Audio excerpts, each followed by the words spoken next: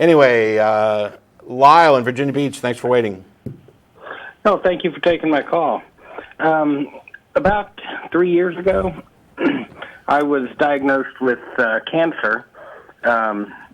Fortunately, I'm in remission, but I noticed when I went to support groups for cancer survivors and caregivers that invariably somebody would bring up the God talk, how having cancer strengthened their faith or God has got them through this and so forth.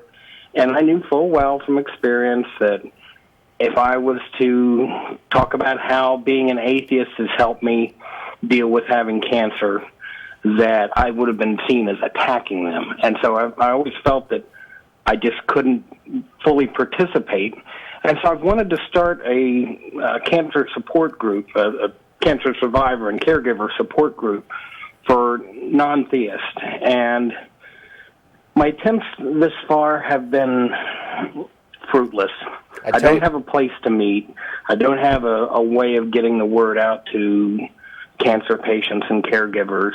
I talked with people at my oncologist's office, and they didn't seem to be too anxious to help in that.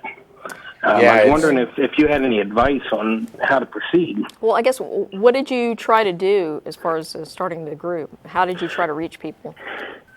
Well, I spoke with the people that were leading the groups that I did go to, and most of them hadn't actually started the groups, and they didn't really know much about starting it.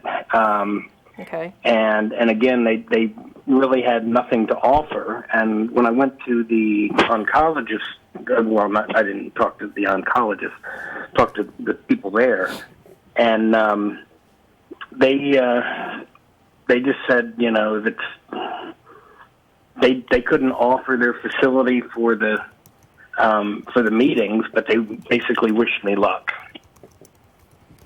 Well, I will say that so the atheist and secular community, we're growing, and we are starting to do a lot of things that meet some of the needs that people have that have been overlooked.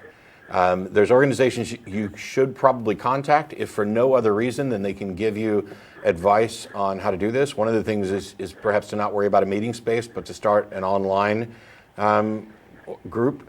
The Foundation Beyond Belief is a charitable organization, but there are subgroups, including Grief Beyond Belief, which has a Facebook group where individuals can come and talk and share. Starting up something like that would be good. Recovering from Religion, maybe that organization might be able to point you in the right direction on what more you can do or how best to achieve this. You could also talk to groups like Secular Sobriety, which it's not the same thing, but it's in the same category. Yeah. And I'd recommend perhaps contacting Greta Christina, who blogs at Free Thought Blogs, who is also a cancer survivor, and it may be that there's some communication there that can happen, because right now the unfortunate reality is that the perception that people in the world have is that if you're going to deal with cancer and have productive life as a cancer survivor, you either need God stuff or you need to start dealing meth. Yeah. And that's a really bad perception to have out there. And as the secular communities grow, we're starting to meet more of these needs. But I think you may have hit upon one that isn't being met, or at least not being met sufficiently. Not that I can find, no. Well, Lyle, I really want to emphasize what Matt was saying about online groups. I would recommend that you start a Facebook page, Virginia Beach Secular Cancer Survivors or something like that. And I bet you'll get some people on there, and it might be that there are people local. It might be that you end up with lots of people from different parts of the country who also don't have the resources that you're looking for. But you can form a closed group so you don't have everybody just bombing in there with wishing you would find Jesus and stuff. But I've run a meetup group for atheists in the local area here. Okay. Yeah. And with running a meetup group, you can have up to 3 for the same price. So I thought about setting up one of those. Yeah. But again, I don't know who to advertise it to. Oh, that's easy. That's everybody. really, really easy. Send me an email, and I will tweet about it, which will post to both my Twitter account and Facebook, and I will try to get it to others to tweet about as well. Yeah. Okay. That's Yeah, a quick and easy way to do it. If you send an email to the TV list, we'll post it on our Facebook groups, and we'll make it known. I can tweet on my Twitter account and on the ACA's Twitter account. Yeah, and We'll while, publicize that. While I only have, I think I've got just less than 25,000 followers, some of the people who follow me have millions of followers. Yeah. And I'll do everything I can to, get some of them to point to it, because it's really easy just to post a link saying, are you a cancer survivor in the Virginia Beach area? Here's a secular cancer survivor in the Virginia Beach area. You may want to visit this Facebook page and get involved with the group. Can't guarantee how many people are going to show up, but send it to me and I'll do what I can to publicize it.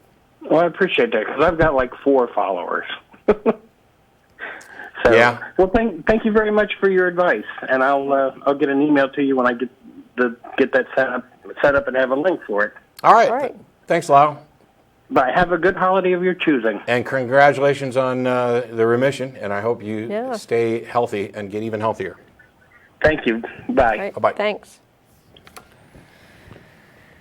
Yeah, there's so much to do. I know. One of the things that we've talked about many times is the advantage that churches and religions have had in society. Yeah. The built-in social networks, the built-in group of people. If I was still a Southern Baptist, I could pack up and move to anywhere in the United States, and I would have an entirely Right. pre-built social network there.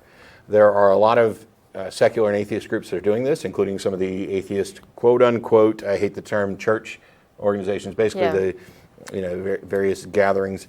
And we're doing a better job. We've got a long way to go, but we've started the race late because Yeah. churches have had this advantage forever. Well, and I actually, a few months ago, I was contacted by someone on YouTube who was asking the same question.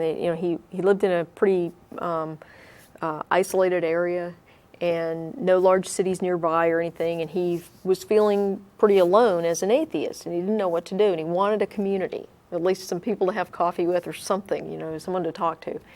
And so I suggested to him that he, get a meetup, set up a meetup, and just, go there and see who shows up. And he did, and a few people showed up, and he wrote me back and says, I'm so glad I did this. So if you're out there somewhere and you don't have a community and you'd like to have one, just set something up.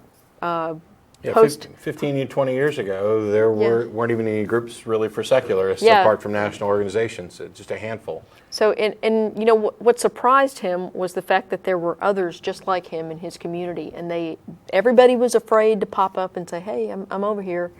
But if somebody gets brave enough to pop up and say, "Hey, I'm here. I'll be at this coffee shop or this restaurant or whatever at this time. Let's get some secular people together." That's how you form a group.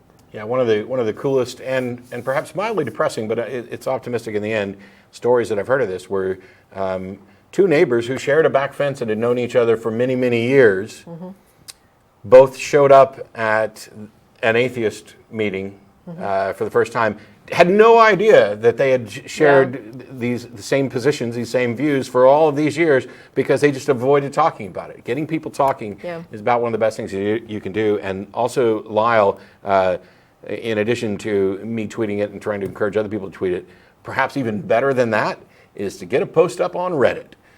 Because for whatever reason, Reddit can change the whole damn world. Yeah, for better or worse.